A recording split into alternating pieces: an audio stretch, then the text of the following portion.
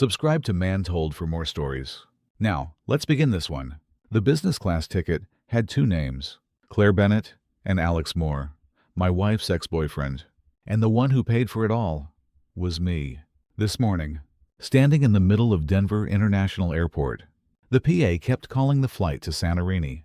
I opened my booking app, tapped cancel all. One by one, the notifications appeared. Booking canceled. Booking canceled. Each one, like a pair of scissors, cutting through the rope they'd tied around me for years. Around me, people rushed with their suitcases, hugged each other, took pictures before boarding. I just stood there, feeling lighter than I had in years. Last night, Claire wrapped her arms around me from behind. She whispered, "Tomorrow will be a trip to remember." Sweet words, but I knew her to remember was never meant for me. For 3 weeks, I'd been piecing it together. A strange text sent to the wrong person, a call that ended the second I walked in, a ticket with Claire and Alex, seated side by side. I stayed quiet. I wanted to believe I was wrong. But last night, at my mother-in-law's house, I heard her announce to the whole table, "Alex will be joining us in Santorini." The table burst out laughing. Claire just stared into her wine glass. That's when I knew this trip was never mine. I pushed my chair back, didn't say a word, walked out. This morning, my phone wouldn't stop buzzing. My mother-in-law, my sister-in-law, even Claire. "You can't do this, Elijah." But my mind was made up the moment I left that dinner table. I'm not getting on that plane. I'm not sitting next to Alex Moore on a cruise I paid for. This trip to remember will be mine alone. My name's Elijah Bennett, 40 years old. I live in Denver, Colorado. I'm a freelance architect. Most of my days are spent alone, bent over drawings. The work's good enough that I never worry about the bills, and free enough that I can turn any coffee shop into a temporary office. 11 years ago, I met Claire at an architecture conference. She was a travel journalist, there to write about remarkable buildings. That day, she walked up and asked me about one of my designs. Her eyes, bright, like they were pulling the answer out of me. In a crowd of hundreds, I could only hear her voice, only see that smile. 2 years later, we got married. Claire brought with her a big, loud family. Her mom, her sister, her younger brother, and an army of aunts, uncles, and cousins. I'd grown up with quiet dinners, so the first time I stepped into her mom's house, I was a little overwhelmed. But I told myself, maybe this is what I've been missing. A home that's always lit up, always full of laughter. There's one memory I still hold on to. Our first year of marriage, I caught a bad flu right at Christmas. Instead of leaving me alone, Claire's whole family came to my place, with roast chicken, pies, and a small Christmas tree. Her mom put a hand on my shoulder and said, "You're family now, Elijah."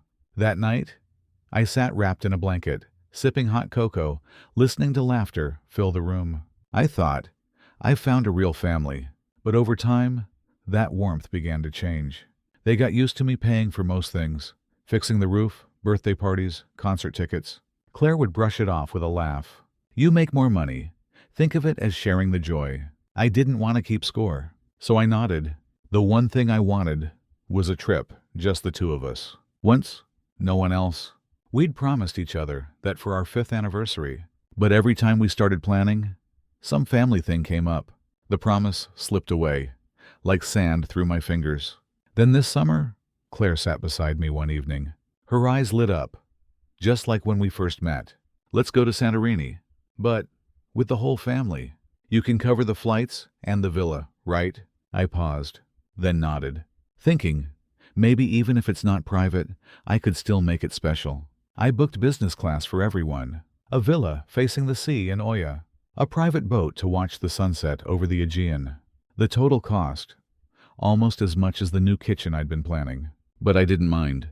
At least, not then. It wasn't until I saw Claire scrolling her phone, smiling to herself, and quickly locking the screen when I walked in, that I felt something off. In the early days of planning, we'd sit together at the dining table, laptops open, looking at pictures of Santorini's white villages. She'd point at the screen and say, "We have to go here, and laugh like a kid. But lately, that scene was gone.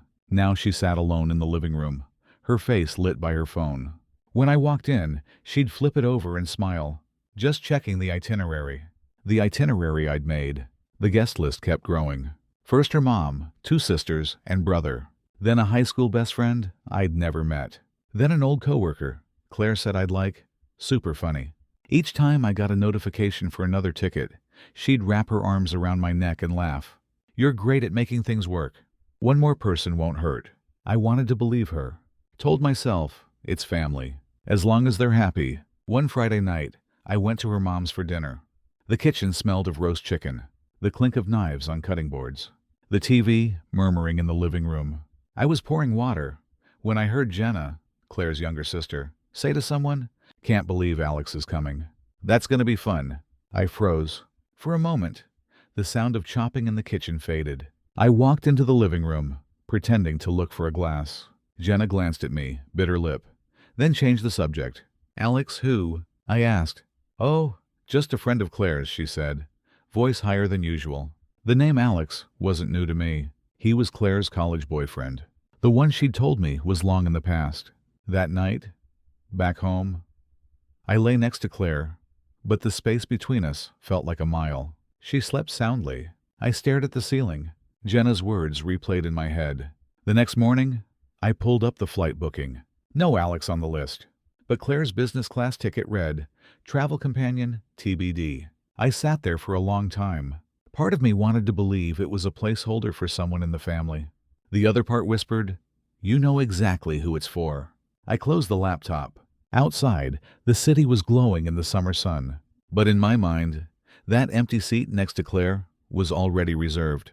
For someone who wasn't me. A week before the trip, Claire said we needed to go to her mom's. Finalize the itinerary with everyone. I was going to stay home. Then I thought, maybe I should go. At least I'd know the final plan. When I walked in, Marjorie's kitchen was alive with the sound of chopping and the smell of roast chicken. The living room was full. People, papers, phones, and laughter spilling over each other. I'd barely pulled out a chair when my mother-in-law spoke up, her voice bright with excitement. "So it's settled. Alex will take everyone to that private beach on Tuesday." The name froze me in place. "Alex who?" I asked, keeping my tone steady. Silence for a few seconds. Then she smiled. "Alex Moore. You remember, right? Claire's close friend from college. He's flying in from New York to Athens, then on to Santorini. You two used to be so close." I turned to Claire. She didn't answer, just rolled a pen between her fingers, avoiding my eyes. In that moment, the sound of a spoon hitting a glass felt like it landed right on my temple. "I thought this was a family trip," I said. Marjorie laughed. "Alex is practically family. Claire invited him. Everyone's happy about it." Laughter rose around the room, as if nothing was out of place. I stayed a few more minutes, listened to them talk about booking an extra boat tour, arranging the rooms, Alex near Claire's room, for convenience. Then I stood up, said I had something to take care of. Driving home, my hands gripped the wheel until my knuckles turned white. I told myself, maybe they're just friends. Maybe it's nothing. But deep down, I knew. If it were nothing, Claire would have told me from the start. Not let me hear it from someone else. When I got home, Claire was in the living room. The TV was on, volume almost muted. She looked at me, then back down. I sat across from her. Said it straight. "I just found out Alex is coming." Claire stayed quiet, then sighed. "I was going to tell you, but you get tense whenever Alex comes up. I thought if I let it happen naturally, you'd be okay with it." I laughed. Not because it was funny. Okay with it. You invite your ex on a vacation I'm paying for, and that's supposed to make me more okay? She shrugged. "You're overthinking. Alex is a friend. I just want everyone to have fun. Why do you make everything so heavy?" That question turned the weight back on me, like feeling betrayed was somehow my fault. We went quiet. Claire went to bed early. I stayed in the chair, the yellow lamp casting my shadow long across the wood floor. Outside, the Denver night was so still, I could hear the clock ticking. That night, I realized, this trip was never mine. The next morning, I woke early. Sunlight slipped through the blinds, cutting the room into thin strips of gold. I made coffee and thought about last summer, when Claire had FaceTimed me from a bikini shop, holding up 2 swimsuits, blue or white. "Which do you like better?" We laughed the whole call. She picked the blue. That memory stayed warm, until I opened my laptop. and saw it again. The cold TBD in the travel companion line on her ticket. It looked like an empty seat, waiting to be filled with a name I didn't want to hear. I searched Alex Moore in my email, my texts. Nothing. Claire was careful. Or she'd been planning this for a long time. That afternoon, my phone buzzed. Unknown number. Which do you think suits me better? Blue or white? No hello. No explanation. Just 8 words. And I knew. I stared at it for a long time. My fingers hovered over the keyboard, then pulled back. Replying would only tell Alex I cared. But the truth was, that message stayed in my head the whole day. 2 days later, Claire came home late. She smiled as she walked in. Ran into Alex at a coffee shop near my old office. Total coincidence. He said he's looking forward to seeing you in Santorini. The way she said he, too familiar. How long did you see him? I asked. About 10 minutes. Don't worry, it's nothing, she said, eyes drifting to the window. Her voice was light, but every word landed heavy. That night, as I was packing my suitcase, the sound of a FaceTime call filled the dark room. Screen lit up. Alex Moore, FaceTime. Claire was in the kitchen. I didn't touch it. Just watched the blue glow spill across the wall. After a minute, it stopped. Then a message popped up. If you pick white, bring it for me to see. My chest tightened. Heart pounding. I didn't need to read it twice. Claire walked in. Her eyes glanced at the screen. She froze for a second. Then asked, You're not going to answer, are you? Her voice. Part challenge, part test. I met her eyes. For a few seconds, neither of us spoke. The hum of the AC and the blood in my ears. I didn't sleep that night. I sat in the living room, the yellow desk lamp spilling over a sketchbook I didn't bother to open. One question spun in my head. Do I even want to go on this trip? If I don't, Claire and Alex will be in Santorini without me. If I do, I'll have to watch them every moment. The clock clicked past 3 a.m. And I knew, in Santorini, I could lose my wife. Or lose myself first. The flight from Denver to Athens was nearly 10 hours. I didn't sleep a minute. Claire sat beside me. Headphones in, eyes on a movie. No hand on mine. No, are you okay? Like she used to ask on trips before. When we landed in Athens, we had over 3 hours before our connection. Claire said she'd go grab coffee, and disappeared into the crowd. 30 minutes later, she came back, not alone. Alex was beside her, holding a coffee cup and a paper bag. They were laughing, looking at each other like I'd never been there at all. He's connecting to Santorini too. Ran into him at the coffee stand, Claire said. Alex held out his hand, smiling wide. Elijah, long time? This trip's gonna be fun. His grip was just firm enough to send a message, without saying a word. The short hop to Santorini felt endless. Alex sat in the row ahead, turning around to talk to Claire. Every time she leaned toward him, the smile I used to think was mine, shining somewhere else. Santorini greeted us with golden light and the scent of salt on the wind. The villa perched on a hillside, looking out over the deep blue Aegean. It was breathtaking, but inside me, a heavy shadow stayed. When they assigned rooms, my mother-in-law said like it was nothing. Elijah's downstairs, Claire and Alex upstairs. Easier that way. I looked at her, then at Claire. She gave a small, awkward smile. Mom just wants everyone close. Don't read into it. I stayed quiet. Here, I had no voice. That first dinner, on a cliffside restaurant, candlelight flickering, the sound of waves far below. I sat at the head of the table, Claire in the middle, next to Alex. They talked the whole night, laughter between clinking glasses. When dessert came, Alex stood. Tomorrow, I've got somewhere special to take Claire. Just the two of us, so she can see the real Santorini. The table gasped in excitement. I tightened my grip on the spoon, the metal trembling against the plate. Claire glanced at me for a second, then smiled back at Alex. The next morning, she was gone before breakfast. Out with Alex. Back before noon, my mother-in-law said. I nodded. But later, down at the beach, I saw them. Claire on the back of Alex's scooter, arms around his waist. It was only a moment, but it told me everything. When they came back, Claire handed me a small bag. A volcanic stone bracelet. From a place Alex took me. It was beautiful. Alex added, smiling. Don't worry, man. I'll take good care of Claire. Give you a little break. The table laughed. I just closed my hand around the bracelet, and I realized This wasn't a gift to keep me close. It was something to send me away. That afternoon, we went to Kamari Beach. The sunlight poured down like honey. The water so clear you could see the bottom. Everything was beautiful. But inside me, everything was gray. I sat in a lounge chair, watching Claire and Alex swim far out. They climbed onto a rock, laughing when the waves hit. From here, they looked like a couple on their own holiday. Not old friends. When they came back, Alex draped a towel over Claire's shoulders. So natural, like he'd done it 100 times. She didn't flinch, just smiled.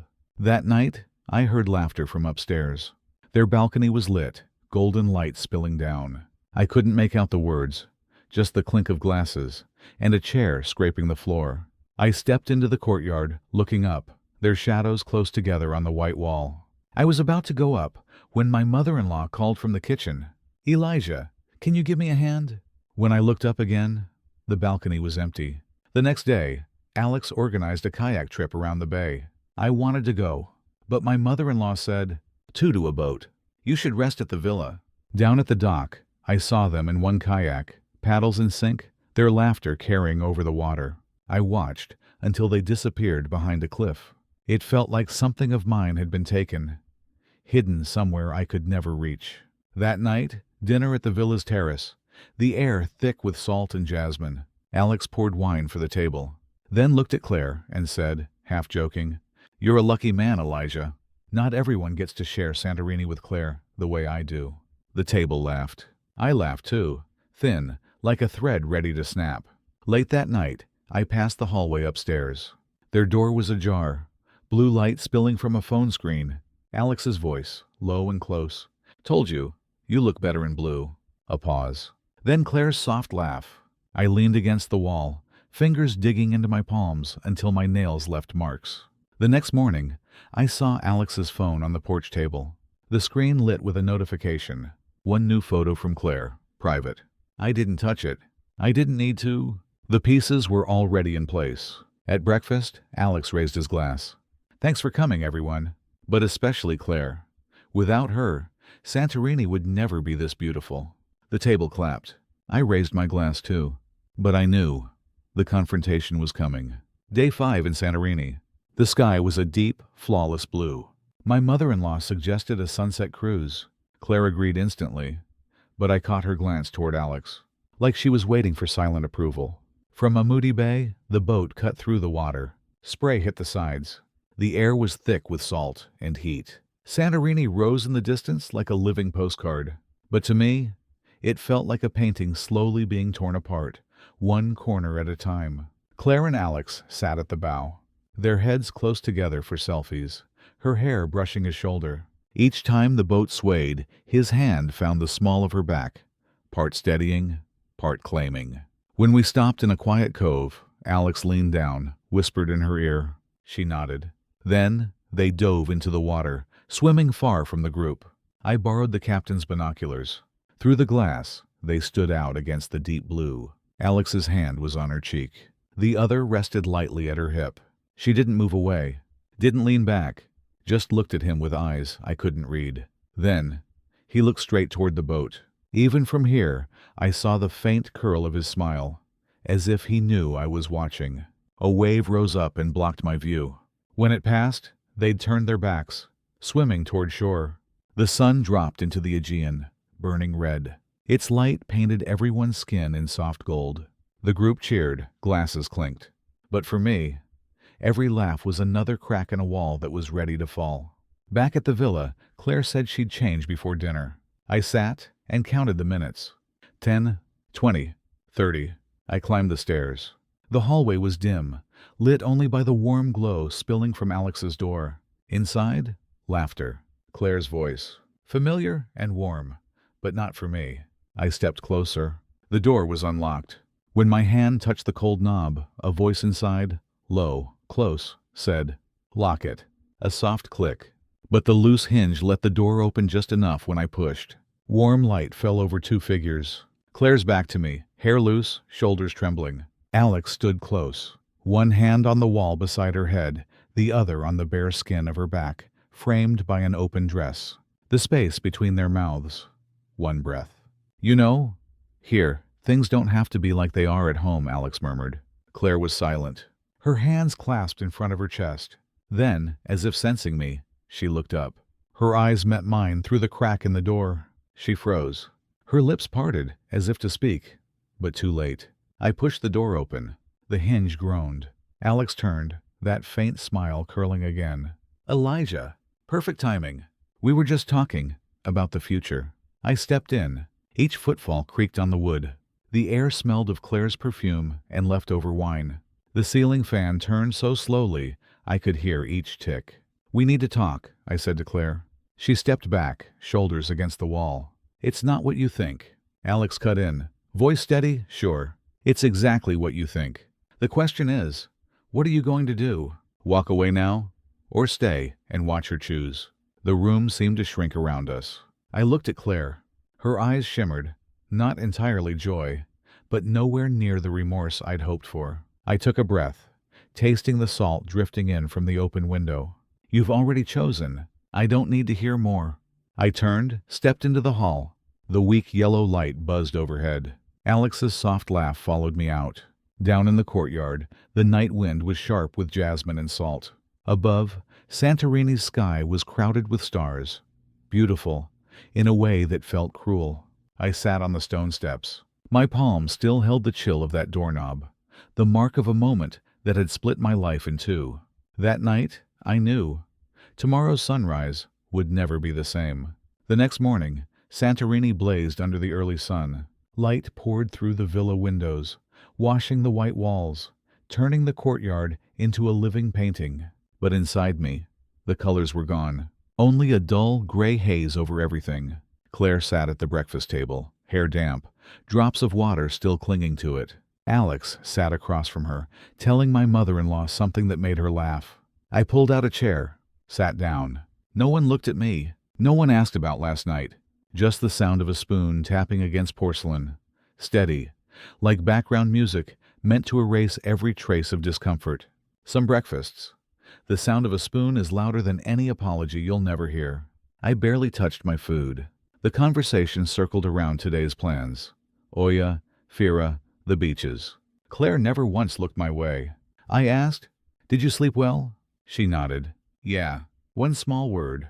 So light the sea breeze could have carried it away, but enough to shut the door on any conversation. By noon, the group was in Oya. White walls, blue domes, bursts of pink bougainvillea. Tourists laughing, cameras clicking. For them, it was paradise. For me, just a picture without a soul.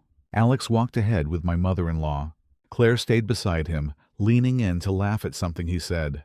At one point, she reached up to straighten his collar.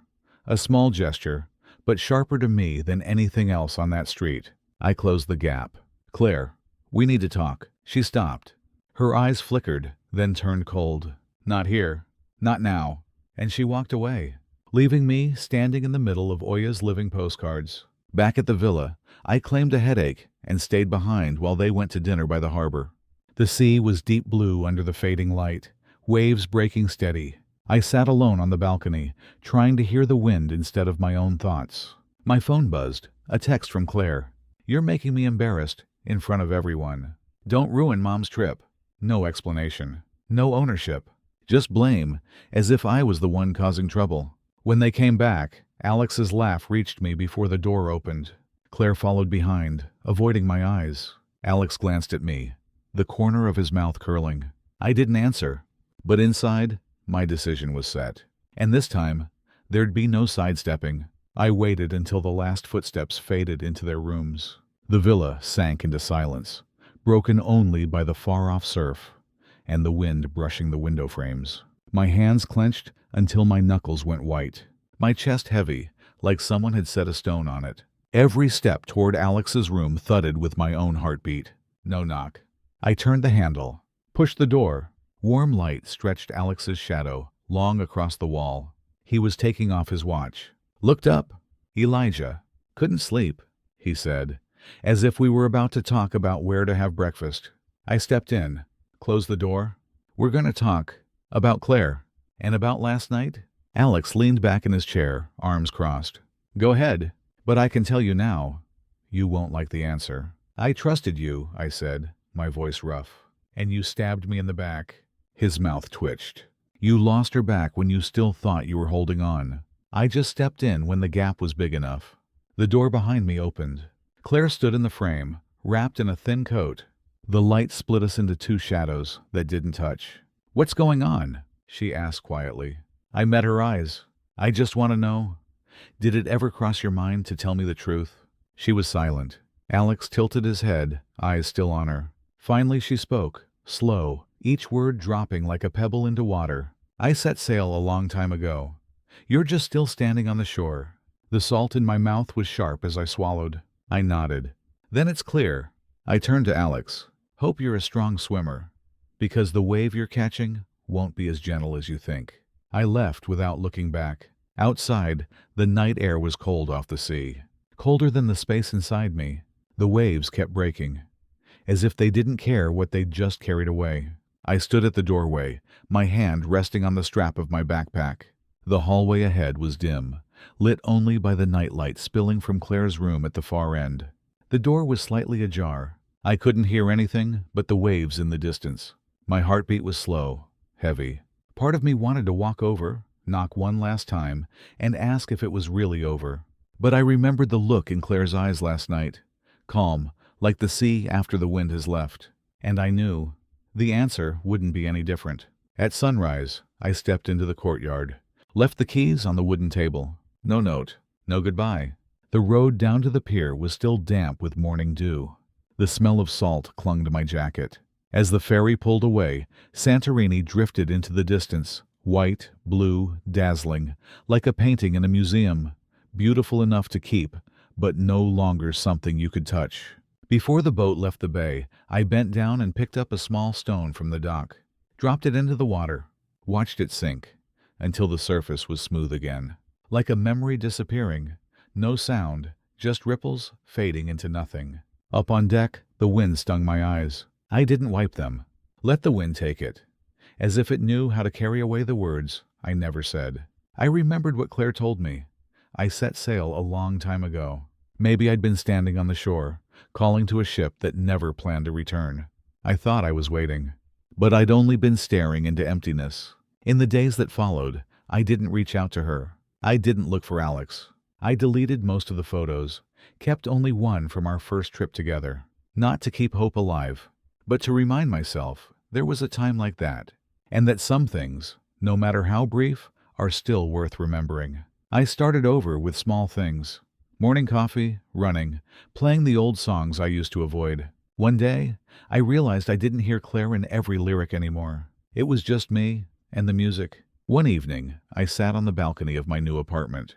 Cool breeze, soft streetlights, the hum of cars in the distance. I thought of Santorini, but there was no sting. It was just a harbor I'd once passed through, and that ship had sailed on to its own horizon. I understood then, not every ship comes back to shore, and not everyone wants to set sail with you. But the ocean is bigger than you think. If you're brave enough, you'll find another course to row. Claire's no longer in my life, but I'm grateful she was, not for the ending, but because I learned that letting go doesn't always mean losing. Sometimes, it's the only way to keep yourself. And if you're standing on the shore, watching a ship fade into the distance, remember, the sea holds more than one horizon.